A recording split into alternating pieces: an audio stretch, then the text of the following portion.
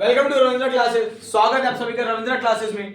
मेरा नाम है सागर गुप्ता और आज हम लोग 10th का पहला चैप्टर पढ़ने जा रहे हैं जिसका नाम है केमिकल रिएक्शन एंड इक्वेशंस।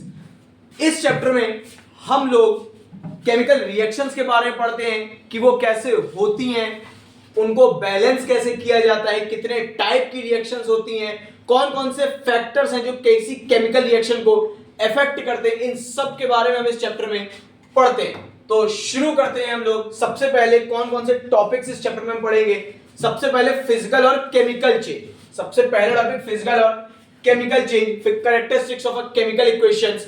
एक केमिकल इक्वेशंस के क्या क्या कैरेक्टर्स होते हैं, types of chemical reactions, 5 types की केमिकल रिएक्शंस होती हैं उनके बारे में पढ़ेंगे।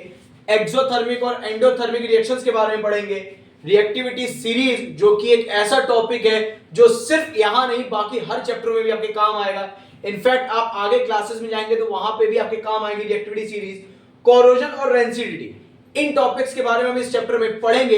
ये इस चैप्टर का लेक्चर नंबर 1 है। आगे इस सीरीज में और भी लेक्चर्स आएंगे। तो शुरू करते हैं बिना समय को गवाए। बात करते हैं केमिकल रिएक्शन क्या होता है। सुनना बच्चा, किसी भी एक सब्सटेंस को एक फॉर्म से दूसरे फॉर्म में जब चेंज होता है उसे हम बोलते हैं केमिकल रिएक्शन।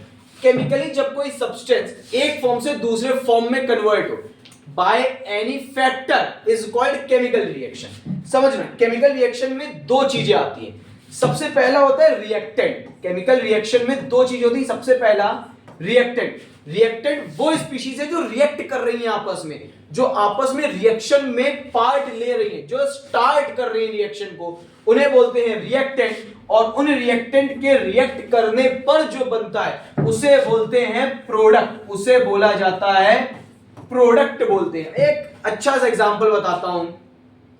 जब घर पे मेहमान आते हैं तो माता जी एक पतीला लेके उसमें अलग अलग मिश्रणों को मिलाती हैं, जैसे चाय पत्ती, दूध, अदरक वगैरह वगैरह, शक्कर वगैरह। हम कम थोड़ा बना पाते, किचन में गए नहीं है ज्यादा, बट समझो आप लोग। तो वो जो आपस में मिला रहे हैं वो है रिएक्टेंट। जो आपस में मिला रहे हैं, जो रिएक्ट करा रहे हैं, हीट दे रहे हैं, वो रिएक्टेंट। और उनके द्वारा रिएक्ट करने पर जो बना वो क्या है, प्रोडक्ट। उनके रिएक्ट करने पर जो हमको मिला, जिसको छाना, पिया, वो है प्रोडक्ट। केमिकल रिएक्शंस क्या होती है, एक ऐसे प्रोसेस जिसमें एक या एक से ज्यादा सब्सटेंस कन्वर्ट होते हैं किसी दूसरे फॉर्म में, उसे बोलते हैं केमिकल रिएक्शन। कुछ डेली एग्जांपल्स तो कुकिंग फूड, खाने का पकना, सब्जियां कच्ची हैं पका दी, पक गई। रस्टिंग ऑफ आयरन, आयरन में जंग लगना, ये बहुत स्लो प्रोसेस है। डाइजेशन ऑफ फूड, डिपेंड करता है क्या खाया है, डिपेंड करता है क्या खाया है कि खाना जल्दी पचेगा कि देर से पचेगा, ये। और इसके कुछ प्रोमिनेंट एग्जांपल जैसे भी बताया, चाय का बनना, ये सब हमारे क्या है, कुछ एग्जांपल्स हैं केमिकल रिएक्शंस के। आगे चलें, बात आती है फिजिकल चेंज, भौतिक परिवर्तन। देखो फिजिकल चेंज क्या होता है, एक ऐसा चेंज जिसमें किसी भी बॉडी का शेप बदल जाए, साइज बदल जाए, कलर बदल जाए, स्टेट बदल जाए। 4 चीजें मैंने बोली, शेप, साइज, कलर, स्टेट।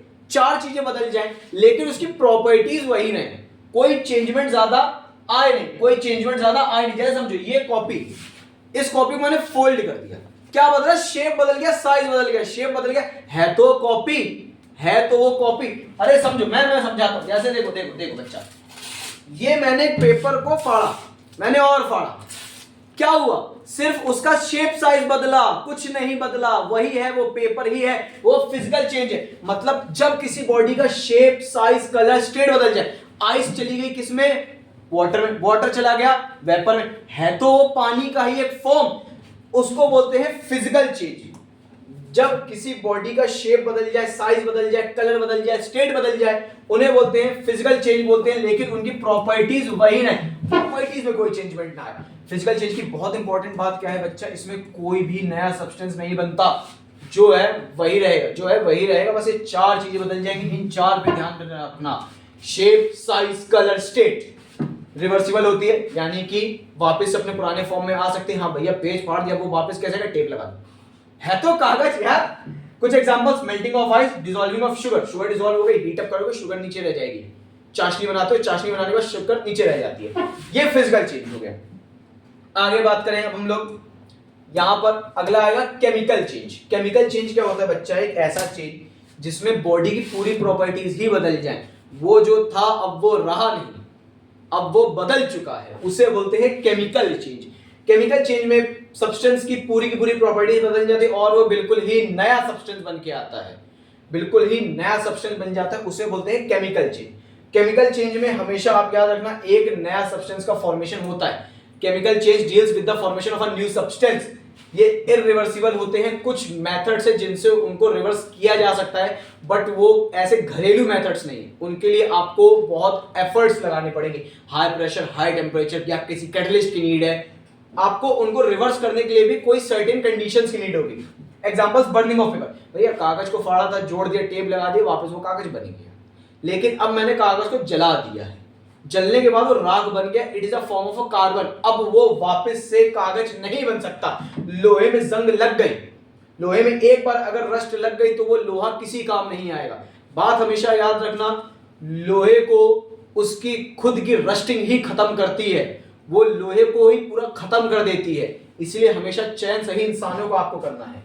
आगे बात करें, अगर इधर ही पे आगे की बात करें तो characteristics of a chemical reaction. किसी भी केमिकल रिएक्शन में क्या क्या कैरेक्टर्स होते हैं? पहला चेंज इन स्टेट, उस सब्सटेंस की स्टेट बदल जाएगी, सॉलिड से वो लिक्विड में चलेगा, लिक्विड से गैसेस में चलेगा। रिएक्शंस में इनको रिप्रेजेंट करना पड़ता है, कैसे करते हैं आगे के लेक्चर्स में सीखेंगे।